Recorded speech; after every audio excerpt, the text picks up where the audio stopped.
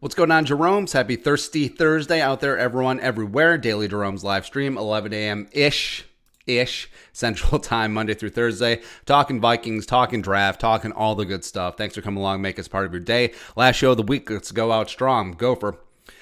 With this being an all-in season for Zimmer and Rick, what does that look like draft-wise? Will Rick be trading away future ones to make stuff happen this season? I think it's possible. If the right player falls, I think the Vikings certainly could potentially get aggressive to go up and get it, or trading future ones and some change to get into the back end of the first round, where there's going to be a lot of really talented players falling. Where, say, the Vikings are #blessed to come away with Christian Darrisaw at 14, and maybe a guy like Jeremiah Owusu-Koramoah falls, or Zaven Collins, or Greg Newsome, or maybe even Caleb Farley is tumbling to the back end of the first round. The Vikings trade a future first and some change, get back in. It's like, okay, so we're really going for the pin this year. Also, you could see them condensing those multiple thirds, fourths, and fifths, and getting back up into high in day two. George St. Baptiste. What do you think about Tevin Jenkins? I've been watching some of his tape, and my God, he's literally an offensive line Dominican. Dude gets after it. He is super feisty. Plays a little bit top heavy. Would like for him to fill out the lower body, but overall, he is the nasty offensive lineman. It's like if the offensive lineman of this class were a boy band, he would be the bad boy. He would be the Mickey Parks of Together. Who else would be what? Darrisaw would be the quiet. The quiet but sultry dude. He would be the guy who sings the bass notes. Penny Sewell. Yeah, Penny Sewell would be the lead man, front man. Oh, Rashawn Slater would be like the shorter, feisty dude. Yeah. And who else? I don't know. Dylan Radins would be the hayseed. The hick from Becker, Minnesota. Woo. Love me some Dylan Radins. Jacob Ward. Skull, appreciate all their content. Thank you. How does it feel to have spoke the Darrisaw pick into existence? Well, it's a long ways off. So we'll see if it actually goes down. And then it's a double-edged sword. Now he actually has to be good. It's like how we were so damn bullish on Ezra last year. We were fine with the Vikings taking him in the first round. Get him in the second round, and so far, so good. It's looking decent. Although it's like a man falling off a building as he went by all the floors. So far, so good. Rudy Peel. Eagles head coach is a joke. It's going to be interesting to see who they draft and how their season goes. Y'all pray for Jalen Hurts. Yeah, I didn't see the full press conference, but I saw some quotes about how competing and not going to name Hurts a starter. I don't know. He seems like kind of a douche, kind of a football guy, but of course, Philly's a mess. Philly's a mess in that front office, man. Like all the backstabbing and just people getting inflated egos because they ripped off a one Jerome Barty. Joey Pesic. What's your bold prediction this year's draft? I think Justin Fields might fall, and fall far, because his upside is certainly there, and I think that he could be a hell of a pro player. But the drawbacks on him, his accuracy under pressure, pocket awareness, and now this coming out that he's epileptic. Now that certainly, I don't think that will hold him back as a pro. It sounds like as long as he takes the medication, he's perfectly fine. But the NFL is so skittish when it comes to medical stuff, especially like non-football related medical stuff, that they may just go with Trey Lance. They may just go with Mac Jones. And Justin Fields falls, maybe even past the Patriots at 15. It's possible. I guess that would be bold. Diego Suarez. Oh, let's see what else is bold. Some guy like Wheeler Walker Little Jr. is going to be a first-round pick. And everyone's going to be like, whoa. Like there will be a dude that people have day 2, maybe even early day 3 grade on, and he just like thwack. Or I don't know, like Kelvin Joseph, the cornerback from Kentucky, will end up being a late first round pick, like going ahead of Caleb Farley because of the health issues. And then everyone will be like, whoa. Or Davis Mill, or let's get nuts. Kellen Mond is a top 10 pick. Just everyone's like, wow. That's what's so great about the draft, man. Diego Suarez. If we get Darrisaw or Orlando Brown Jr., what does the O-line look like left to right? Well, I don't think both those things would happen, but if it did, it'd be awesome. So it would be Orlando left tackle, I guess Darrisaw left guard, Bradbury, Ezra at right guard, and O'Neal at right tackle. So you got 4 tackles on your 5 offensive line spots. It's funny. Hunter Williams. Skull from Savage, you are great. Keep up the good work. Thank you. How would you feel if we get Orlando Brown Jr. as the last resort? I'm fine if that's the Alamo, man. It's like everything didn't work out. Got Orlando. OBJJ. This is my random life. Andy, I'm going to Vegas in the next couple months. What are some things to do and definitely do? Well, all right, so first time in Vegas. Definitely cap yourself at 3 days. Yeah, it's one of those towns where a long weekend will be certainly plenty. Pace yourself. First timers definitely like to get after it. You see it on the strip all the time. I would say take at least one of the days and like during the day, like you don't have to party, you don't have to cabana, just walk. I mean, just walk through all the casinos on the strip, both sides, really fun. You should definitely go downtown, experience Fremont Street, especially if you're, if you're a younger person on a budget, your dollar goes a lot farther downtown than it does on the strip. Let's see, some of my favorite restaurants. So if you want to spend up, Picasso and Bellagio is always just phenomenal. It's really good. Strip House LV, Steakhouse is good. Also, there's a burger bar called Holstein's, which is, it's in the Cosmo, right? Like the entire like city center area with Cosmo, Aria, Vidara, etc. Holstein's is really, really good. Yeah, and yeah, just have fun. Stay within your budget if you're going to gamble, and yeah, it's a good town. And it's not just gambling, and there's fine dining, there's shows, there's pretty much everything that you want to do. Vegas is a really fun town. Ira Coffin. Luke from Lockdown Vikings mentioned in passing that he isn't super high on Darisaw. Why would this be? Well, love and respect Luke. He's my guy, and I don't know, just a difference of opinion. Like the draft is so subjective that you can certainly pick apart Darisaw's game. He's a bit of a one-year wonder. Does he have the the alpha feisty attitude that you really want in an NFL offensive lineman? Is he a little bit too finesse? Fully understand that. But for me, Darisaw checks those boxes of smooth operator at left tackle. Yeah. Now, if Darisaw had that same, don't want to say passive, because if you watch some of his highlights, definitely ain't coming off passive. But if he was that guy at a right tackle or a guard, yeah, then we could talk about it. George St. Baptiste. He's the only Vikings head coach who's build a coaching staff. All right, so I will have Bud Grant still be head coach. I'll have Jerry Burns be OC. I'll have Zimmer be defensive coordinator. I'll have Leslie be defensive backs coach. I'll have Childress be spread game analyst, which was his role with the Bears, which is really funny. Or was it with the Chiefs? It's one of the two. And then I'll have Tice be O-line coach, and I'll have Denny Green be running backs coach and assistant head coach. Yeah. Denny Green, by the way, when he was at Iowa, he was a bad dude, man, as a running back. He was just that guy. Plus, he was on staff with Bill Walsh. Yeah, pretty good tree to be from. Hayden. How high should Brian O'Neill have been drafted now that people know he's a stud? Well, let's take a look. Okay, 2018 NFL draft. Certainly a first-round pick, but let's see how high. So definitely would have I still would have taken him above Colton Miller, because I understand that he's improved, but I mean, it was such a low bar on him coming in. I would have taken him before McGlinchey, even though he's pretty solid by tackle. Isaiah Wynn, yes. Corbett, yes. Yeah, so first round easily, probably top 15 area. Yeah. Next up. Hey, it's Lulls, Jalen Darden or Daz Newsome. I will give Darden the slight edge, even though I really like Daz Newsome. I think that Daz is going to be best suited as a wide receiver 4 and return guy. I think Jalen Darden could be a high-end 2 plus return guy. I think he has a chance to be a really special player. Tony Levins. Where is the best place to live in Minnesota, taking into consideration cost of living, public schools, etc.?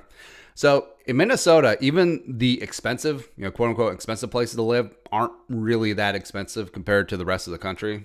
Wages are still pretty high. I would say most of the suburbs are good to go, especially public school-wise. And also in greater Minnesota. So I grew up, in rural Minnesota. And if you can find yourself a city like Rochester. Like Rochester has all the amenities of a big city, but it's about 110,000. All right, so you have both the good and the bad of a small town, plus the good and the bad of a larger city. So I would say like Rochester, some of the second and third ranked suburbs, some really nice parts of St. Paul, especially like the Highland area is really really nice. Yeah, Perp. If the Vikings were to trade up, or you could just move up north. Which is the long-term plan. It's like, I plan to die up norte. If the Vikings were to trade up, what would be the most likely scenario? I think they would be moving up for an offensive lineman. Now, they can move all the way up for Penei Sewell or simply jumping the Chargers at 13 for a guy like Darrisaw or Slater. Ted Shiffin, can you rank the top 5 wide receivers in the NFL right now? So, taking out Devontae Adams, who's not as good as Justin Jefferson and Adam Thielen, I will say Nuke is still 1. Even though he's starting to age out a little bit, I would still say Nuke is 1. Tyreek Hill is 2. 3, I'll go Diggs, respect.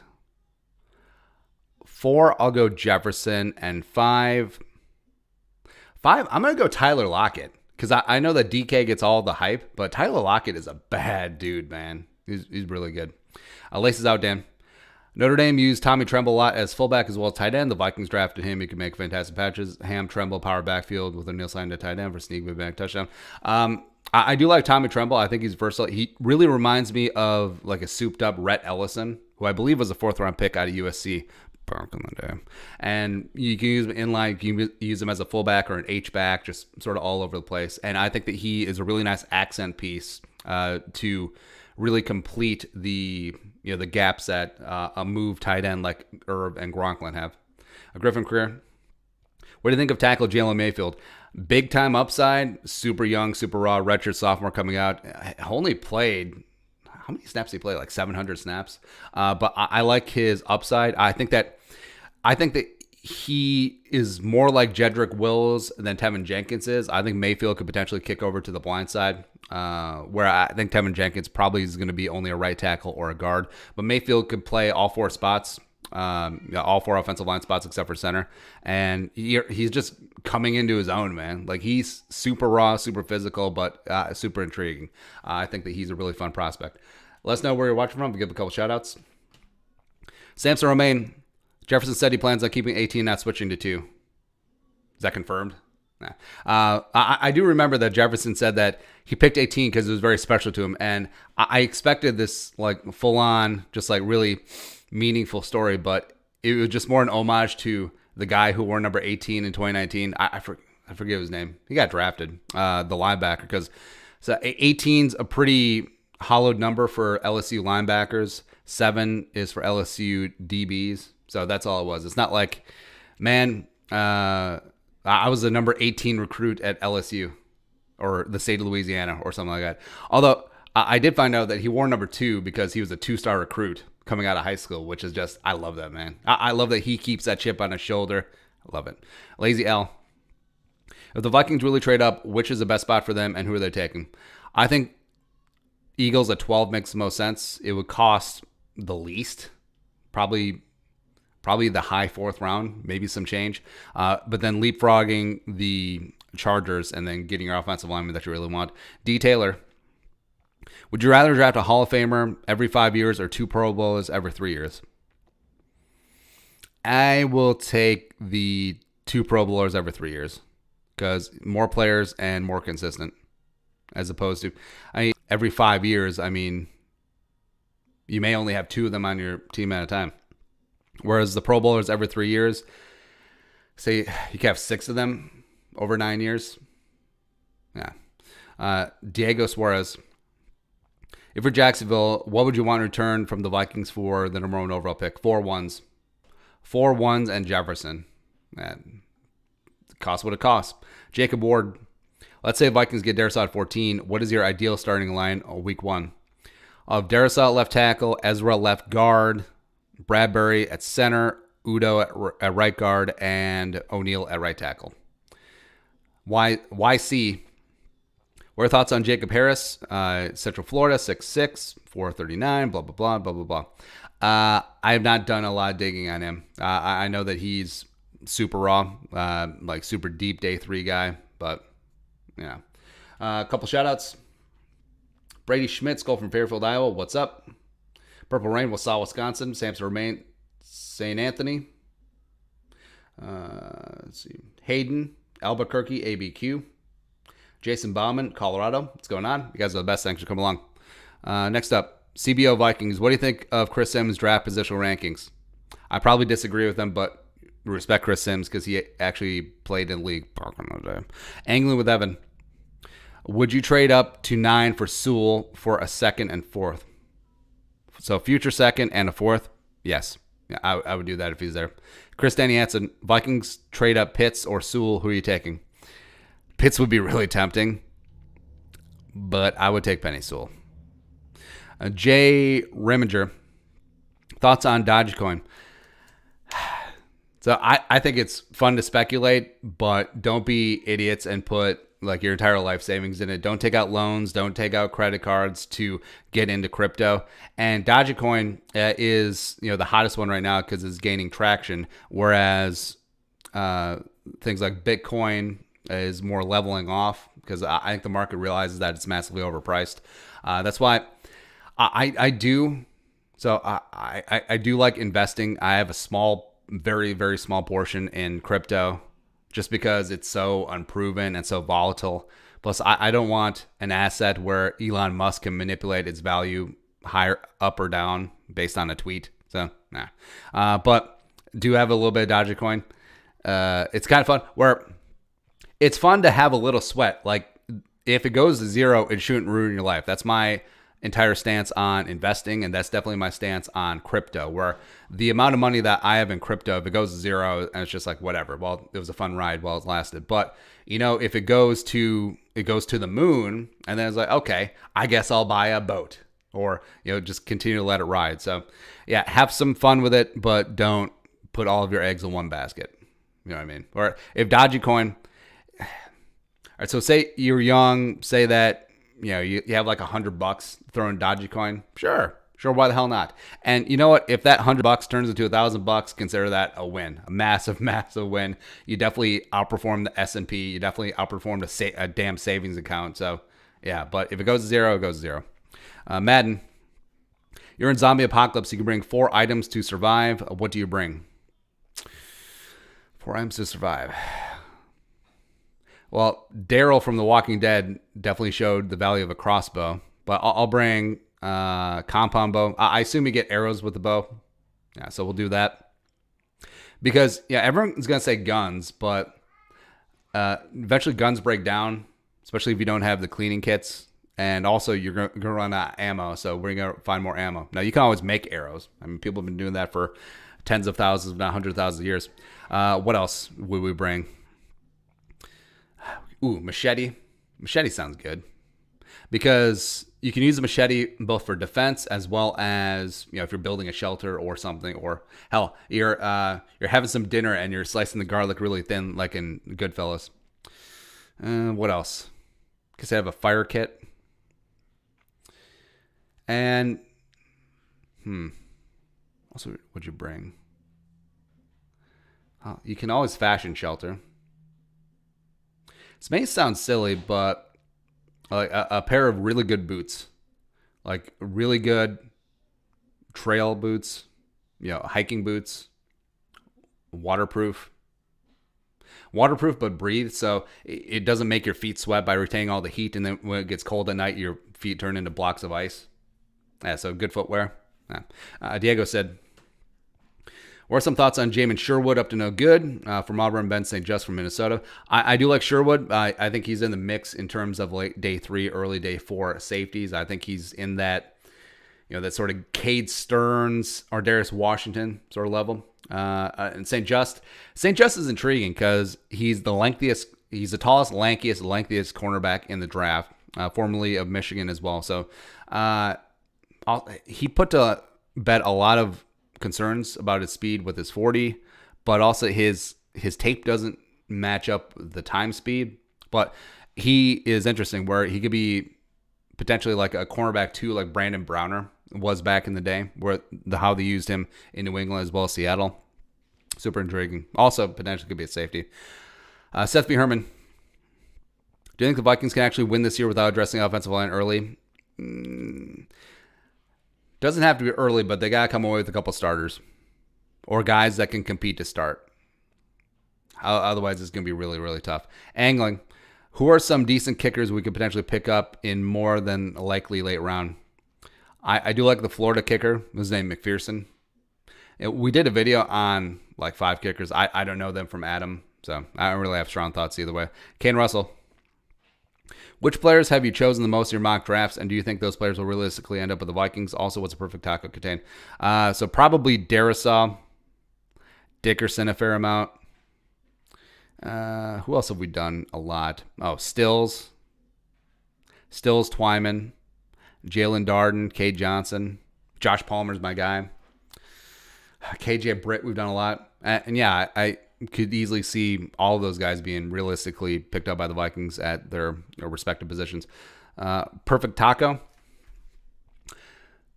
So I'm going to go with tacos al pastor. So you got the chopped and formed meat, just like sliced off. Then corn tortilla, but you griddle it, you heat it up and griddle it long enough where it almost becomes crispy, right? Where you still have pliability, but you still have a little bit of crunch and tactileness to it. Guajillo cheese. You got red onions. We got some guacamole on there. It's really all you need. A little bit of hot sauce of your choice. That's really all you need. Madden. Scenario. Trade Vikings trade up to 8. The best player on board are Horn, Surtain, Parsons, Darisaw, Pitts, Chase. You can who you take. Well, you would think that you're trading up for a reason, but if this is the case, I would trade up for Pitts. Yeah, I'll take Pitts. Perp. Which Vikings players do you expect to make jumps?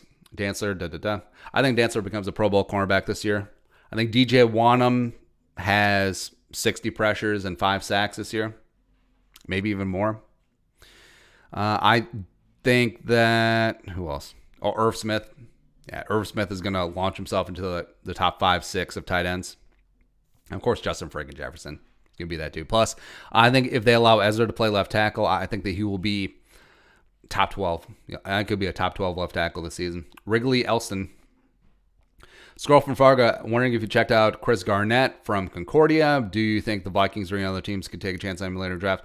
I have not checked him out, but being a regional dude, if he's not drafted, I think that it's a high likelihood that he could end up as a UDFA signing by the Vikings, or at minimum a tryout, since the Vikings have been really good about keeping local talent guys in state in terms of being UDFA tryouts, where Thielen was a UDFA tryout, Sherrills was a UDFA tryout, same thing with CJ Ham.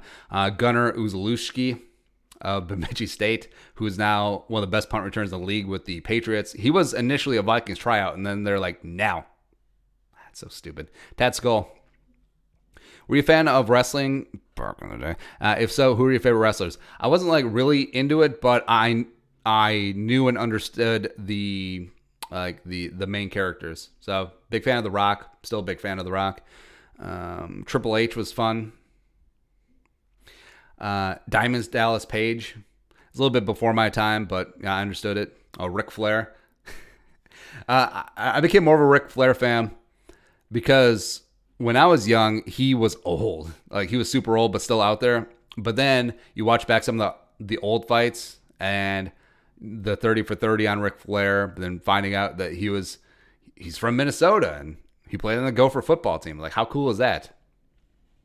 Richard Fleer. Robert Laguerre. In the past, who are your biggest draft crushes the Vikings could have gotten but passed on and turned out to be busts? Forrest Lamp. Forrest Lamp comes to mind. The guys. Well, Jalen Reagor, if he doesn't step up, yeah, that'd be it. I really liked Andre Dillard, but yeah, it doesn't really seem to be working out. I really like Jonah Williams too, and that's definitely not working out. Miles, draft is on, and you have to choose between queso or guac. Guac. I was going guac. Pulford Skull. Taking trade 14, I'd love this to happen. Probably the biggest fan is I went to NDSU. But if he drops, you think there would be some teams offering solid compensation? Yes. That's the decision the Vikings have to make, because sometimes, everyone has a price. So it would be nice to have Trey Lance, but if you're getting way more value in trade, Sam Romain. How many coaching assistants started in Minnesota have ended up successful coaches somewhere else? Versus Stefanski, Tomlin, which you're bummed instead. Well, really bummed about Stefanski because I think that his path was clear. Tomlin was the first defense coordinator on Brad Childress' staff. So I think that firing Chili after a year, even in hindsight, would have been smart, and elevating Tomlin, I don't think that was ever going to happen. But Brian Billick won a Super Bowl with the Ravens, but he was not going to replace Denny even after 98. Tony Dungy eventually won a Super Bowl. He was Denny's defensive coordinator. I would see that replacing him. Pete Carroll was a DB coach in the 80s under Bud Grant. Obviously, he went on to win a Super Bowl. Belichick almost came to the Vikings in the 80s, but Les Steckel was just like, no. Because who was it? Oh, Jerry Reese was a Vikings assistant. I think he might have been the strength coach or D-line coach, one of the two. And he was trying to get Belichick here, and he was good to go. And Minnesota. It's good to have Belichick. Yeah. Then I think Clint Kubiak's going to go on to do good things. I just have a gut feeling about Clint. I think he's going to take all the knowledge from his pops and put a modern twist on it. Yeah, makes sense. And who else? I'm sure there's others that we're missing. But what can you do? Nusrat Jeet. Tom Elizabeth Frazier, how much credit do you give the organization more recently coaches in for developing people long term? So Tomlin never had crossover with Zimmer. Leslie never had crossover with Zimmer. But Stefanski was going to be good either way because he survived 3 regimes. Because Stefanski came in as like assistant to the regional Brad Childress. But Zim, in terms of developing assistants, well, I guess you look at Paul Gunther. He was a DC for a number of years. Really nothing to write home about, but now he's on the Vikings. I guess Patterson. Yeah, Patterson's been getting some really good opportunities lately. I think eventually he could find himself being a head coach, which would be great. Gives him credit, a little bit of credit there. See other guys defensively. Trying to think of the Cincinnati staffs. Meh. Ted Chip. But yeah, I do give him credit for giving Stefanski a shot to be OC, which, Stefanski obviously parlayed to the head coaching job. Ted Shiffen. Assuming O-line's addressed at 14, if the following are there at 78, who are you taking to why? Mond, Ardarius, Peyton Turner, Asai. I will go Asai, Turner, Mond, Ardarius.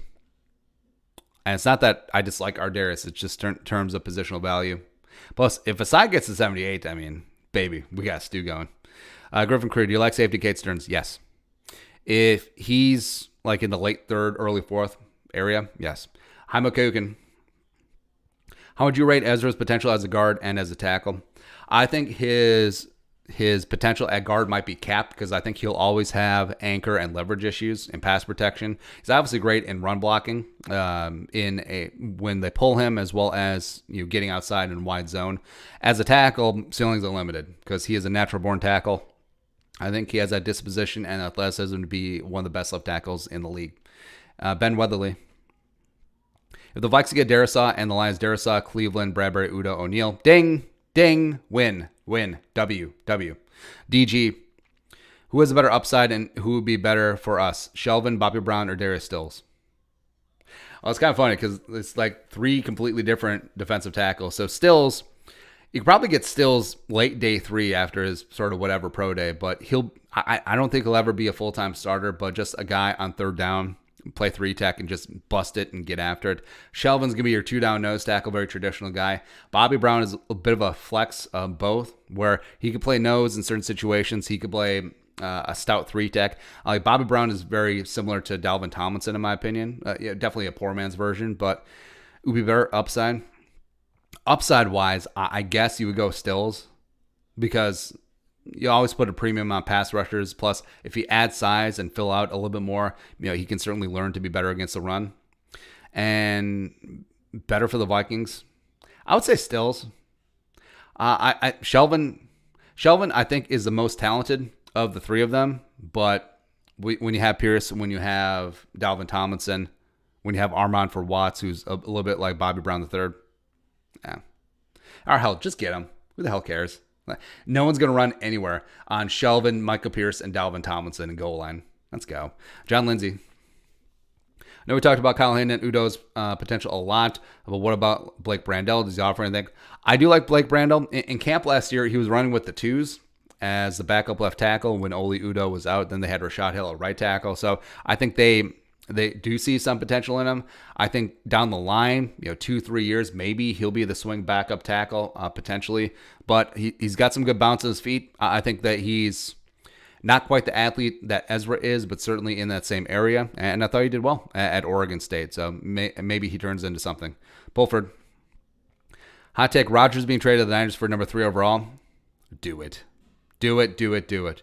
Chris Danny Hansen, bearded Kirk or no bearded Kirk? Bearded Kirk, because then he doesn't look like the PR scrub poster child. He looks like he's actually going through some stuff. Derek Baker. And your 3 favorite animated TV shows from 1990 on. And Stimpy. I will go Batman the Animated Series. Hello. Futurama's good. All right, so Batman the Animated Series, I will go Rick and Morty, and I will go, this may sound stupid, American Dad. I feel like American Dad was always massively underrated and got lost in the wash of Family Guy. But American Dad's a good show. Lucas, what did you say about this draft? Well, look at mock draft. It's good. Miles, is it possible we potentially hit a trifecta, trade for Orlando Brown, draft Joke or potentially land Parsons, snag Morig, but trade back in the first round? Very 2015 type of draft. All right, so say future second and change for Orlando. You trade down and get Joke and some change, or help stick at 14 and get Parsons, and then you trade back into the first and get Morig. That'd be amazing. The Vikings would be Super Bowl champions in my book if they pulled that off. That's it. That is the Daily Jeromes live stream for today. Thanks for coming along for the week. You guys are the best. We'll talk to you Monday. Skull, production value.